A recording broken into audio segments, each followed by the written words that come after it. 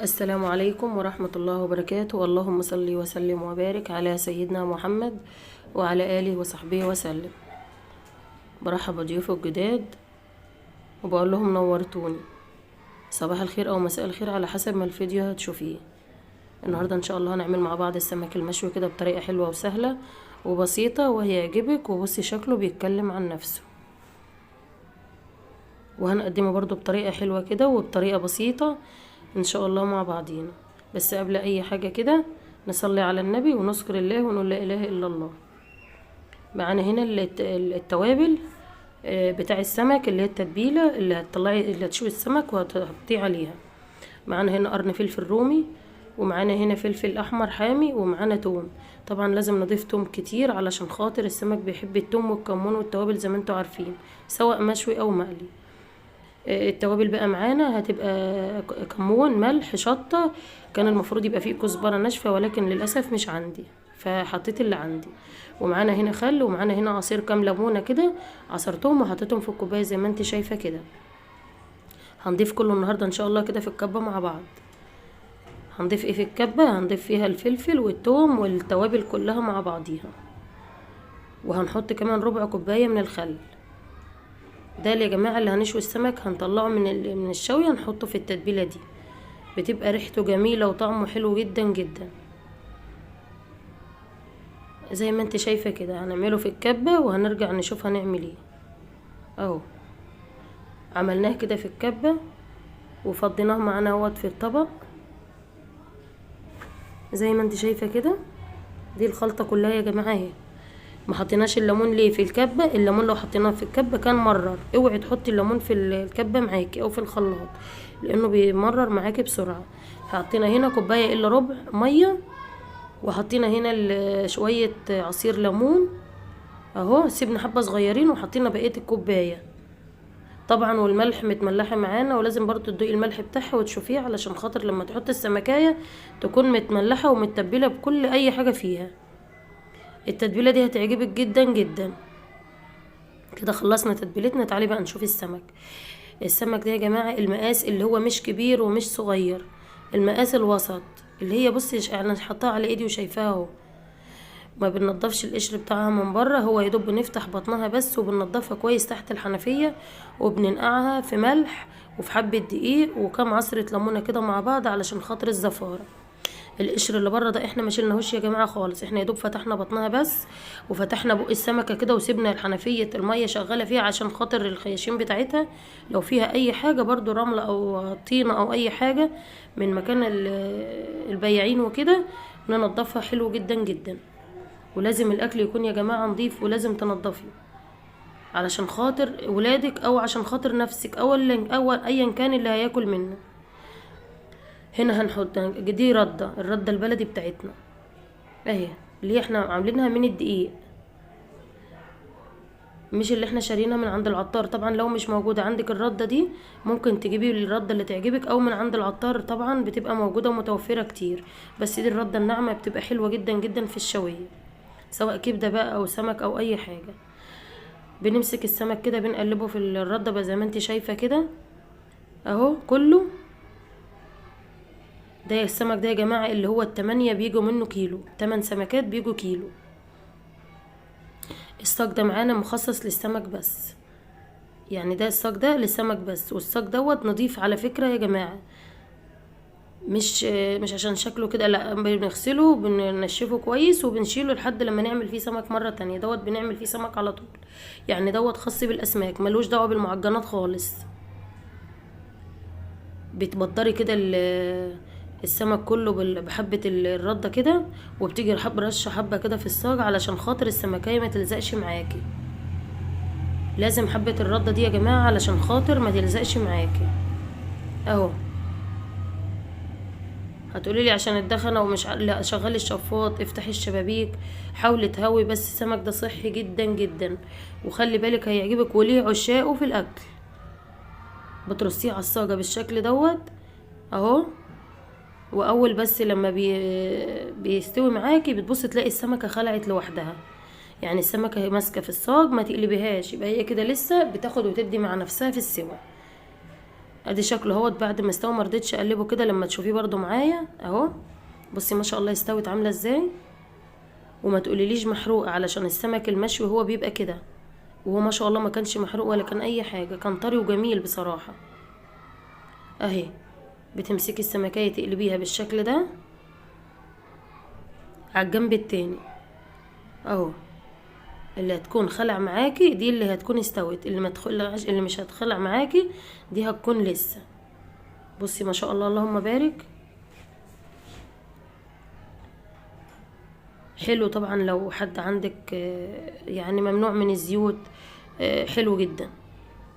هو عامة المشويات دي بتبقى صحية يا جماعة اهو.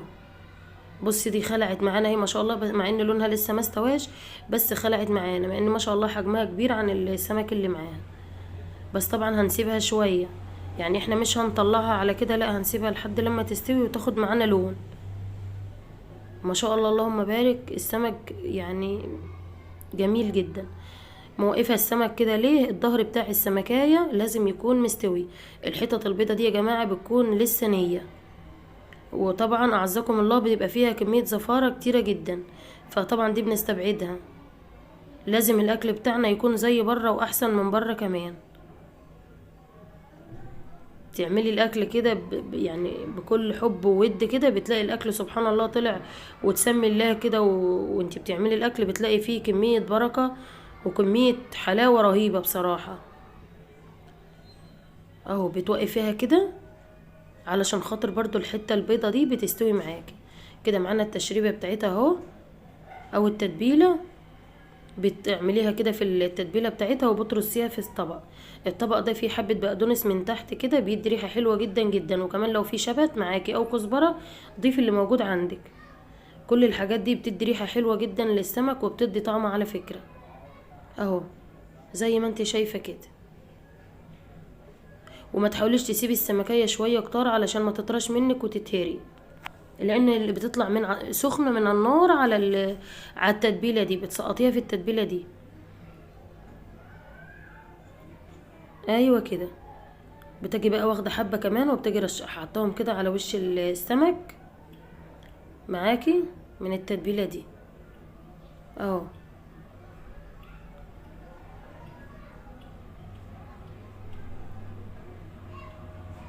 بصي بقى في معلومه، السمكيه لو بتنزل ميه اوعي تطلعيها، لازم الميه اللي فيها تنشف علشان خاطر كده هتكون لسه القلب بتاعها ما استواش.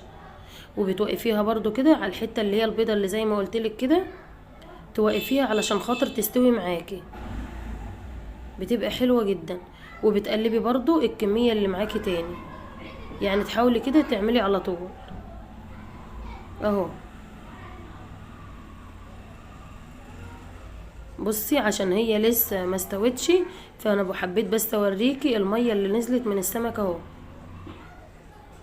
وفي معلومه تانية، السمكية لو انت عايزه تحشيها من جوه من الخلطه دي، قبل ما تزودي الليمون وقبل ما تزودي الميه ممكن طبعا، بس طبعا يعني هي حلوه كده علشان طبعا اللي عنده قولون ولا اللي عنده حاجه في معدته، فيعني ما نحاولش نزود بقى شطه وملح وليمون وكده، علشان طبعا الناس اللي طبعا بتشتكي بمعدتها ربنا يعافينا ويعافيكم اهو. بصي يبقى استوى بقى شكله عامل ازاي ما شاء الله اللهم بارك. يعني شكله الله اكبر جميل جدا جدا، والطعم كان احلى واحلى بصراحه. كل بقى الكميه اللي معاكي بتقليها بالشكل ده.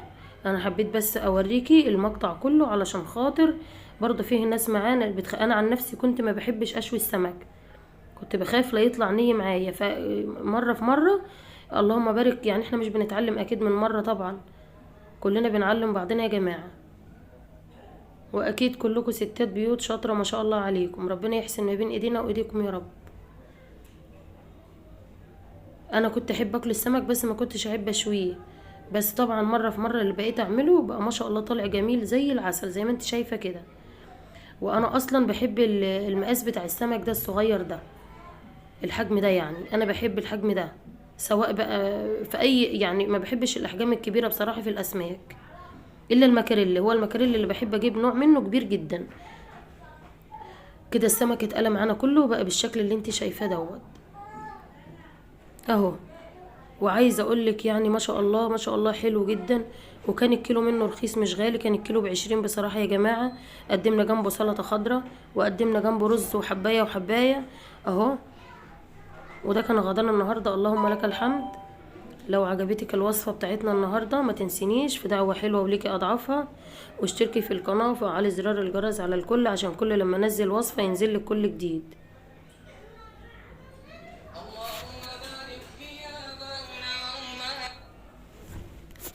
اهو.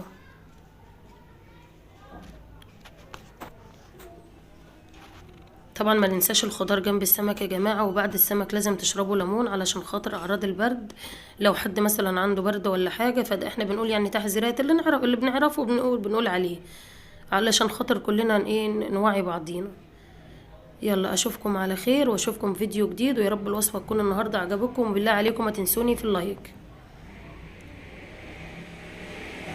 بصي تقديم الشكل السمك بتاعنا ما شاء الله اللهم بارك، حلو جدا جدا اهو. طبعا انت تقدري تقدميه بالطريقه اللي تعجبك. ممكن تعملي جنبه رز صياديه، ممكن تعملي جنبيه سلطه وعيش بس، يعني زي ما انت حابه تاكليه تاكليه. يلا اشوفكم على خير، سلام عليكم.